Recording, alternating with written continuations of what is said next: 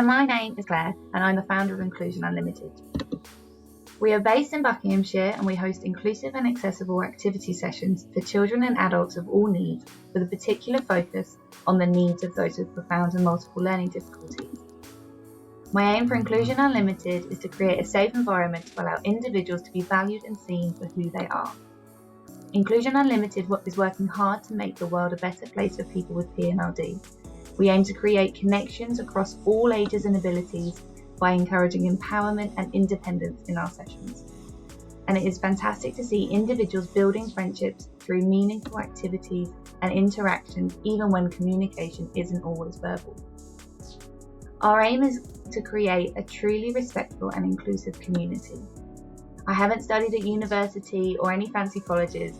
Instead, I started working as a support worker in a residential setting for adults who have profound and multiple learning disabilities. Meeting these adults and building trusting relationships with them, with no verbal communication or prior experience of PMLD, made me think in a different way. I wasn't thinking about myself or how I can get these individuals to try what I wanted to do.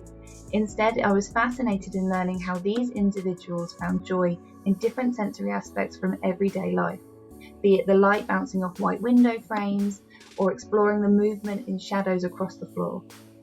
Over the last 10 years, I've continued to work closely with both adults and children with profound and multiple learning difficulties. I worked as an activity coordinator for 6 years, supporting adults with varying disabilities to access in-home activities as well as accessing the wider community. After this role, I became a Hydrotherapy Pool Manager at a special needs school.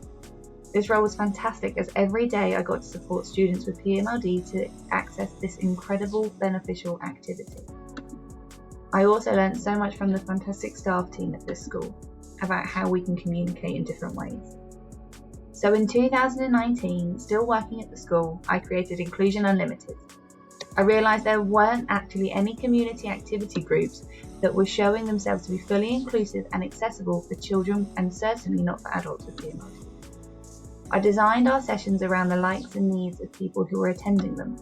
So I believe that activity should always be person-centred, but that was really difficult to do when I first began, as I didn't know who was going to turn up.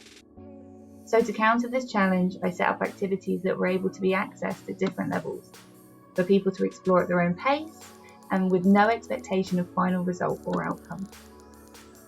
It's important to remember that you need to allow yourself time to get to know each individual and for them to get to know you. I think this is really important in making activity programs more appropriate and meaningful. In 2019, we were able to have a launch event to kickstart our inclusive community. We had 117 people with different disabilities attend. It was amazing, and I was truly overwhelmed by just how much the local community wanted and needed these sessions. Since then, our local inclusive community began to grow, and it's so diverse. We have people of all ages and abilities attending our sessions. Friends, families, neighbours, aunts, nieces. Before the pandemic, I was able to offer a varied programme of activities, including sensory play sessions, inclusive disco afternoons, accessible live music gigs. We even had workshops exploring clay and other different art sessions. During the pandemic, I wasn't able to offer one-to-one and in-person activities, but this allowed me time to develop my own skills and see how many other different groups are out there making a difference to the lives of people with PMLD. To name a few, Mary and Sandra at Story Massage Company, Caroline at Making Sense Creative Services Limited, Sarah at Willow Sensory, Jade at Spectrum Community Theatre, and Vicky at Blink Dance Theatre. They're all doing incredible things for people with learning difficulties and PMLD. Since learning these new skills and different ways to develop sessions for people with PMLD, I'm excited to announce I've recently started our first block of sensory storytelling sessions at Inclusion Unlimited, specifically for adults with profound and multiple learning disabilities to access in their local community. Now, there's a lot of preparation work that goes into setting up activities for people with PMLD, especially if you're moving from venue to venue. When I first began, I thought I needed to have all of the high-tech, fancy equipment, state-of-the-art stuff, and boxes full of different toys and goodies. But has anyone else noticed that as soon as you put the word sensory in front of any product in Google, the price doubles? So, thank you for listening to my short introduction about Inclusion Unlimited and how it began. For the next few minutes, I'll be sharing with you some of my favourite cheap, easy and effective activities that you can create and explore with your friends and family. Thank you.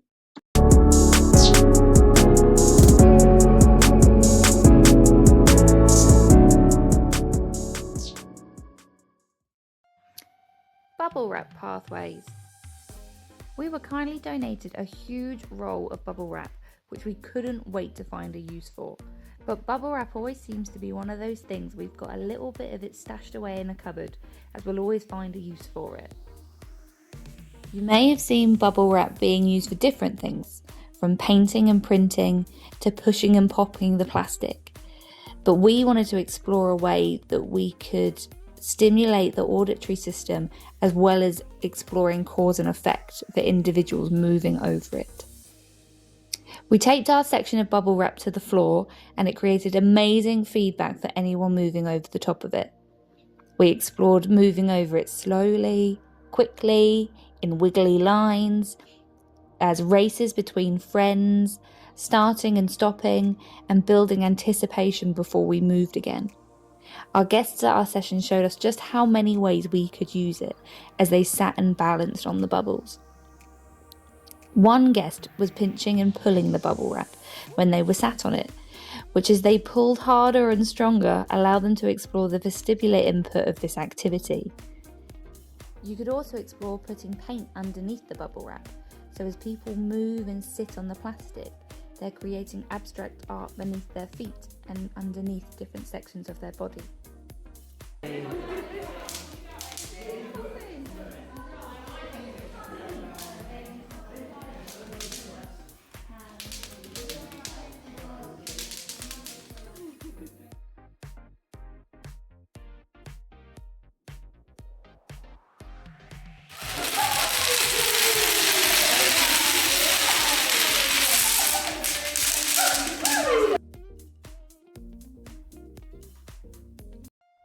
Spaghetti play.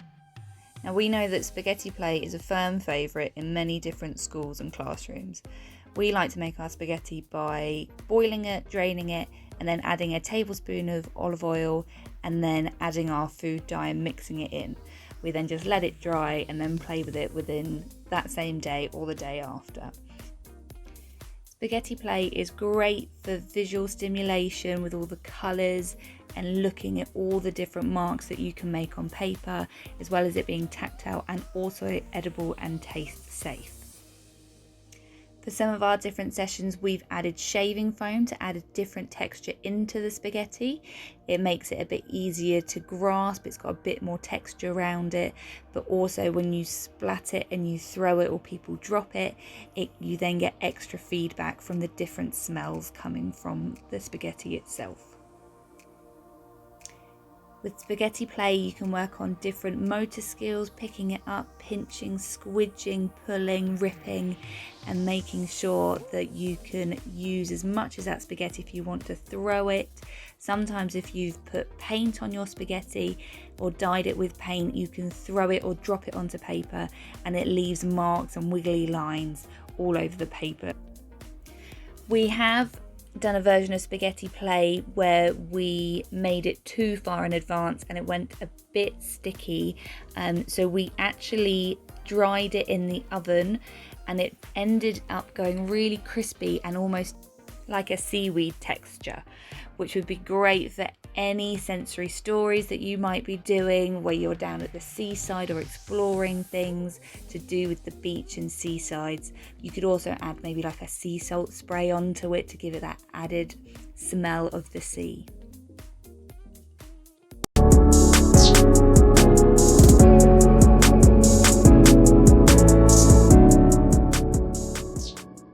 Exploring smells.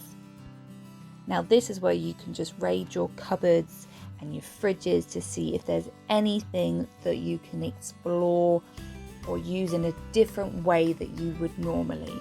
So for one of our sessions we explored the colour green. So we raided the fridge, we had lettuce, we had mint, leeks, celery, limes, lots of different things that are going to give you different textures to hold and listen to as you crunch them, as well as when you cut them open or you squeeze them, you get off a lot of different scents. If you're using things from your kitchen, you can also explore in a safe way different temperatures. So you might have a lettuce that feels quite cold, whereas a lime or something that's a bit softer and might have been sat out on the kitchen side for a little bit, might be a little bit warmer. Another idea which we were inspired to do by Caroline at Making Sense Creative Services was spice painting. And this, you can really raid your cupboards and explore the different spices that you have just stashed away at the back of them.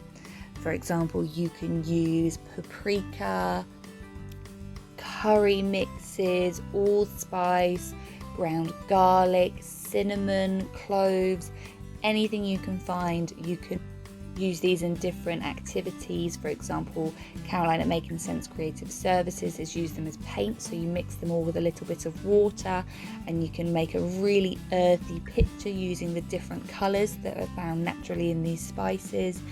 You can add them to Play-Doh, so if you're doing a tactile activity, it adds that different smell. You could use pumpkin spices and different elements around autumn to make a really nice sensory Play-Doh. Or you can just use them as a taste-safe paint, where individuals can explore them using their hands and different parts of their bodies. You can get really rich smells from using coffee and hot chocolate as different paints. We've also recently been exploring different scents we can use in our sensory storytelling sessions. So we've used some sweet and citrus air fresheners that we just gently spray up above the person, making sure that it's not going to go into their eyes or feel too heavy in the air around them. We also explored using natural scents, so using Tupperware pots and putting strawberries in them, maybe sprinkled with a little bit of sugar, just to bring out those sweet smells a bit more. And then when you release the Tupperware lid during the session, it gives off this big burst of fragrance. This also works really well with citrus smells, such as lemon and limes.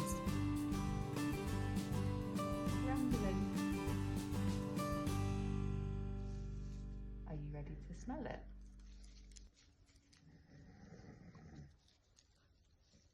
That must be nice.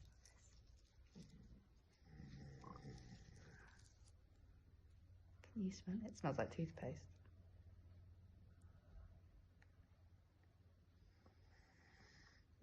Yeah.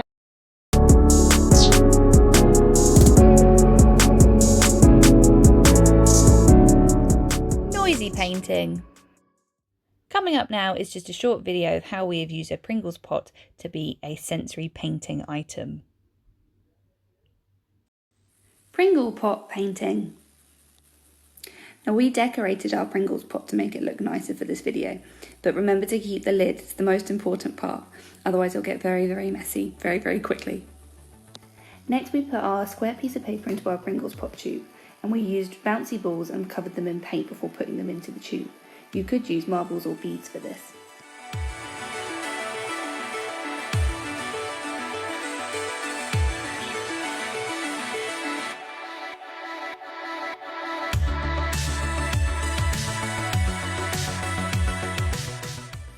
Remember to put the lid on and hold it on while you shake.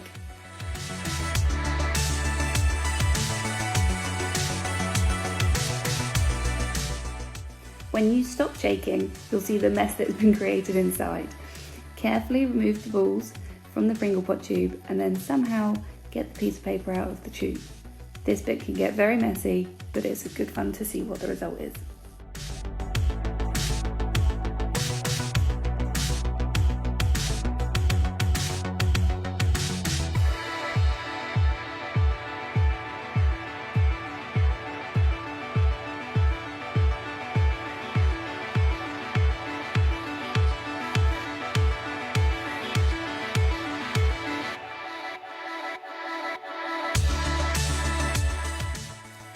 To work on different motor skills, you could use tongs or a spoon to try and pick up the balls or beads to put them into the tube.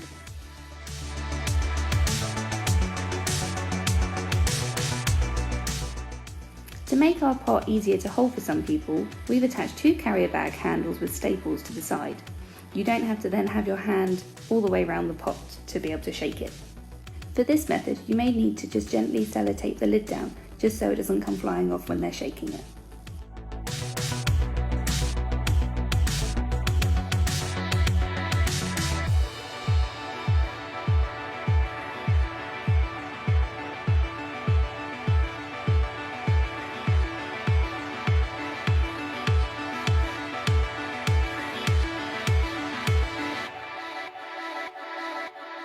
As you are mixing so many colours together on the beads, you may need to take a piece of paper or tissue just to clean off the beads or the balls, just to get some of the excess paint off, so you get those bright colours again.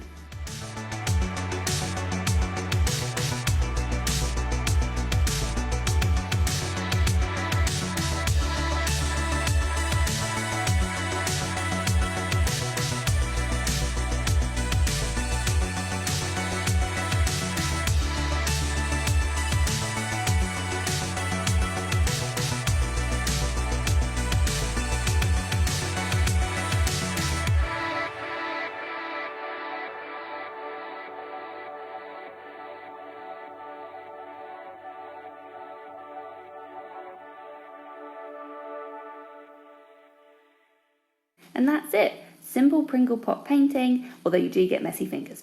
Enjoy.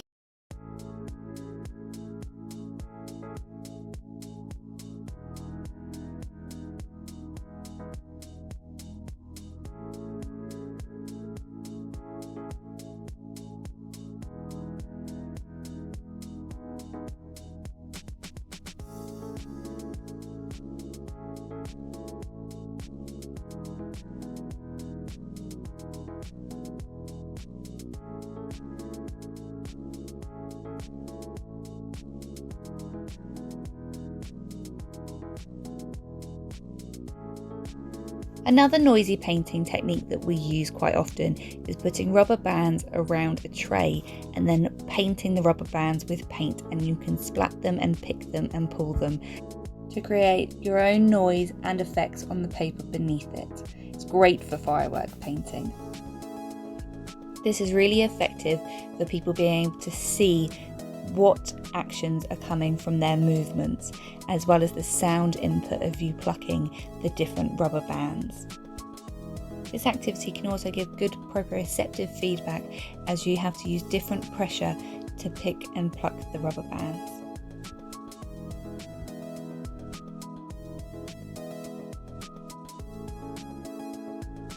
Leaking ink.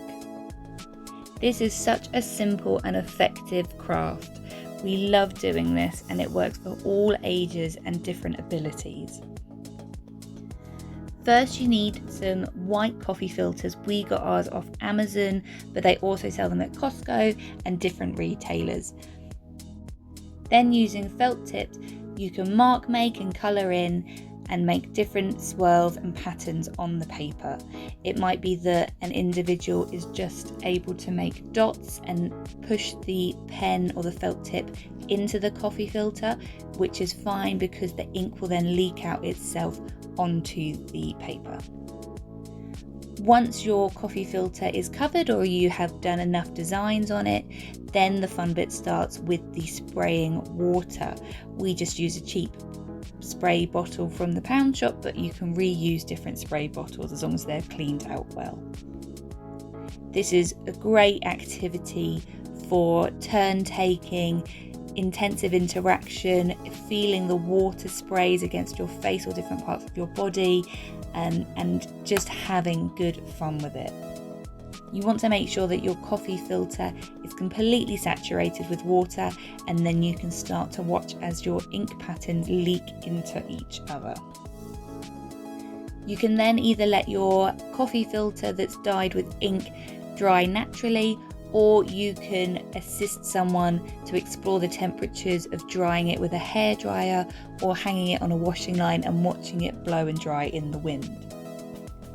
Once it's dry, you can turn it into lots of different things. We've used ours before to make different flowers where you can scrunch the coffee filters up and make beautiful petals. We've made tutus to hang on our ballerinas that hang in the windows, or you can just keep it as a nice circle and hang it as a sun catcher on a window so the light can reflect through it. So thank you for listening. They were just a few of our cheap and cheerful activity ideas that we have found to be really effective with people with profound and multiple learning difficulties. We love learning from people and different sensory beings, so if you have any feedback on how we can develop these even further, we'd love to hear from you. For more activity ideas, you can visit us on Facebook or Instagram at Inclusion Unlimited Activities. Thank you very much.